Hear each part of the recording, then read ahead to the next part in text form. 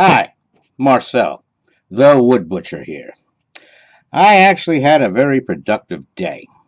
I know the way you've always heard me say how my shop is a mess a lot of times because, well, in the wintertime here, my shop is my garage. It's not heated, so when I'm out here working, I get careless and just start piling stuff here and piling stuff there, and next thing I know, I have piles everywhere. And I can't find half the stuff I'm looking for when I'm looking for it at the time. Well, I spent today cleaning up my shop. I'm about three-quarters of the way done. I have three workspaces opened up and a temporary work table put away so I can actually make it through the shop now. And it's an ordeal, okay? But I just wanted to let you know because I just felt like posting something to let you know. And don't fall into the habit that I'm guilty of in your shop. Figure out a way, and I try all the time. Like I've made these things, to keep all my squares level. I'm going to put you on the space station a second, and I'll show you some of the things I did a while ago, like for my little files and chisels and that. I have a piece of angle iron there, that they all hang in, and then I have this thing here that keeps my notes, the saw blades on the back just to keep the papers from flopping over. And those are like notes and customer orders and, well, don't mind the box of bullets there, right? Okay. And, books and stuff like that. And then this area here is what I mainly use as for my computer work stand or my business area, whatever if you want to call it. But this little guy here for my squares, I made this years ago. And as long as I have access to this table, which, it's kind of like in some houses, your dining room table where all the clutter goes there, well, that's what happens to this table a lot of times. And yeah, put this back up here. Pardon the discombobulation. I don't have a cameraman that follows me along. I'm the cameraman. I'm the producer. I'm the director. I'm the talent. I'm everything. I'm it. That's it. Okay, but don't let yourself get in the habit that I do, and and take because it only takes a couple of extra minutes, that when you're done with something, put it back where it belongs, where you know it is, and you can find it and get it the next time. You wouldn't believe what I went through trying to find some of my corner clamps when I needed them to make these memorial flag displays for veterans. I had like three of them over there, six of them over there, and the balance of them, to make 24 were in a box over there. Well, now they're all in one drawer. My big heavy duty Bessie clamps that I bought. Oh, hang on a second. Let me show you what I found to be a good corner clamp, even better than the ponies that I praise, and a hell of a lot better than the Irwins that I trashed. Hang on one second. Now that I can walk through the shop, I'll grab one for you, and I'll show you what they are. They are here. Okay, here we go. These are the Bessie WS3s, right? They're actually a great corner clamp. That's the bottom side. Excuse me. And again, Bessie is not my sponsor. I do not make any money from them.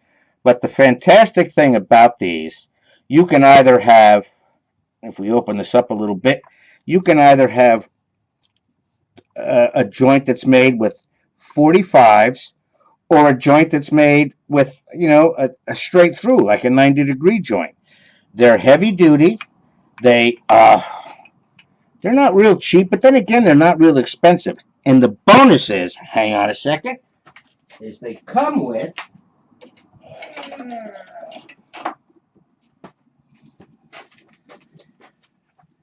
these nifty little clamps that hold them to your workbench.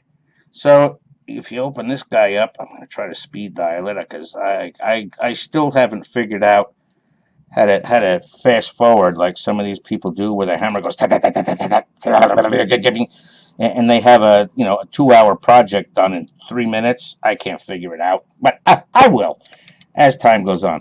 On the back of the clamp, there's these little holes that these C clamps kind of go into, and you actually attach them to your workbench. Or what I do is I attach them to a 3/4 inch piece of plywood with a little overhang and lay it on my bench, and that makes it stable enough. And depending on the size of the stock I'm using.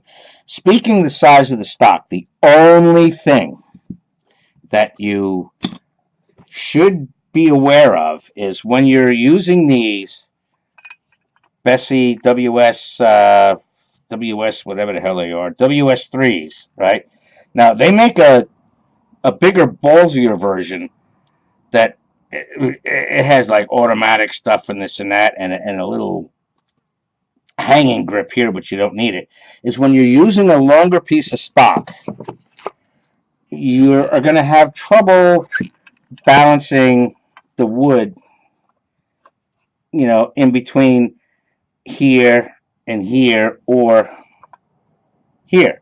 So what you do, the simple solution, take a piece of stock that matches the height from your table of this, just like that, right?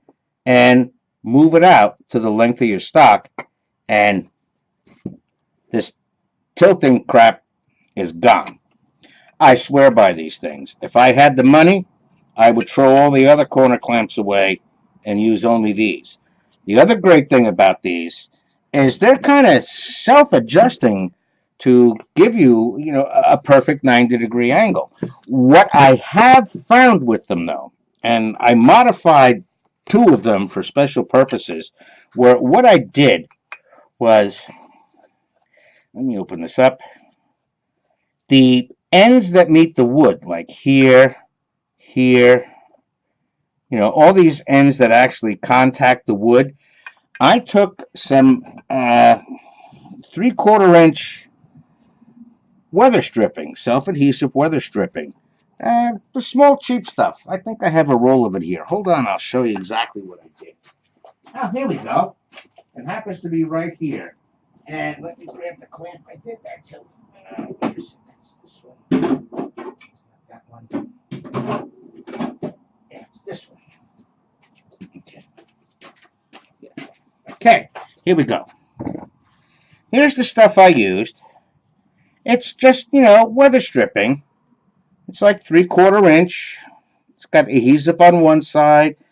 It's like foam rubber, right? And what I decided to do with that is the one Bessey clamp that I kind of customized, because I didn't want to mar, a softer wood or the grain or anything like that on the wood, is I kind of lined it with that stuff. And I did this with my vise as well that I use with wood, because I don't have a regular wood vise in my budget. I just have a regular vise that I put this stuff on, or another piece of wood, whatever. But I found this to be a quick and easy. And the other thing that's great about these is the way that they pivot. There we go. The way they pivot to actually form themselves to the edge that you need. So I guess that's today's tool tip. And let me open this thing up a little bit more to close it the right way. But they're not cheap, but they're not extremely expensive. If you buy them in sets of 4, right, which there's no sense in getting only 2. If you get them, you catch them on sale. You find them on eBay. You find them on Amazon, But they're the Bessey WS3s, right? I think, let's see if you can see that. I think you can see that. Bessey WS3, is that coming through? Okay, but they're well worth the investment if you do a lot of stuff that has, like 90-degree miters and stuff like that, and they're extremely versatile. Uh, I guess that's about it for today. Tomorrow, I'm going to continue cleaning my shop a little bit, and then getting on to finishing some cheese cutting boards that I have made. I have like 4 of them made that I got to just do the final sanding on, and then oil them and treat them with the with the Clark's wax and stick a price tag on them. Okay. And the 5-tier candle holder is in its last stages of finishing. And I guess what I'll do tomorrow is I'll show you those in their finished stage. And that's it. Okay? So unless you have any questions or comments, let me know. Oh, by the way, I do have a new Wood Butcher email address. It is TWB, the Wood Butcher, right? TWB732 at gmail.com.